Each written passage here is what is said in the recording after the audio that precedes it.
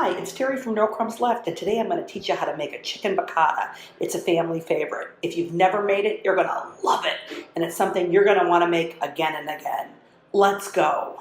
So what goes into chicken piccata? Certainly boneless breast of chicken pounded, and I'd say get cutlets, but flour, olive oil, lemon, Parmesan, eggs, salt, and pepper. Now I really like to get the striations out of the eggs, so what I do is I like to just whiz it in the Vitamix. So I'm going to combine the Parmesan, and it's like 3/4 Parmesan to 1/4 of flour. You can do gluten-free flour, and by the way, I'm doubling because this is so delicious, you're going to want more. I'm going to put a little bit of kosher salt and black pepper on, and you don't need a lot because of the Parmesan. But I'll tell you what, I know this looks a little gross because it's raw chicken, but it's going to be delicious. Here's the important part. On the right is the egg, on the left is the flour mixture. You pick this up, toss it, and stick it into, shake it off first and stick it into the flour.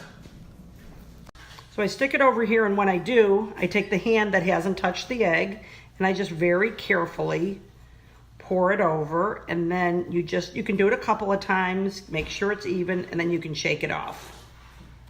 Now, if ever in the middle of this you do what I just did, which is you end up touching the egg with the flour hand, just stop everything you're doing, go wash your hands, and start again. The oil's nice and hot. Oh, I love that sizzle. That's real cooking, people. And by the way, we're doing things like this at No Crumbs Left all of the time. Lots of wonderful step-by-steps about what to make for dinner tonight. Let's flip it over.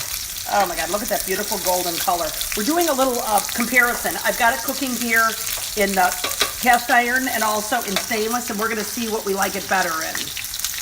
So what I'm gonna do is, I think that they could take like another minute, but I don't want them to brown any further. So I'm gonna stick these in the oven very low while I do the next batch.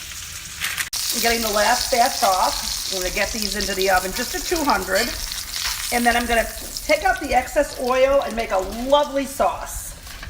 So now what I'm gonna do is pour the excess oil off, and I'm gonna actually just sort of wipe it a little bit, not crazily, and then I'm gonna take my wine and I'm gonna reduce it down.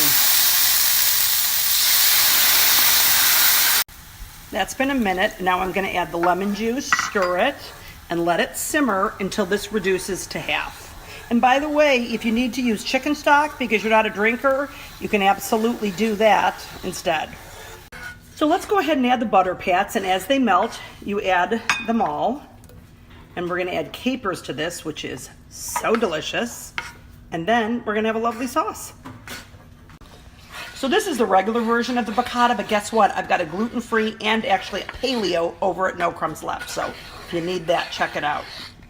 So assembly is my favorite part. Here's something I love to do. Put arugula as a base, and then when you put this chicken piccata, the lovely drippings are gonna just fall all over the arugula, and it's gonna make it just luscious and wonderful. And here's a Terry tip. Do you see all the little juices that are here from the chicken sitting on it in the oven?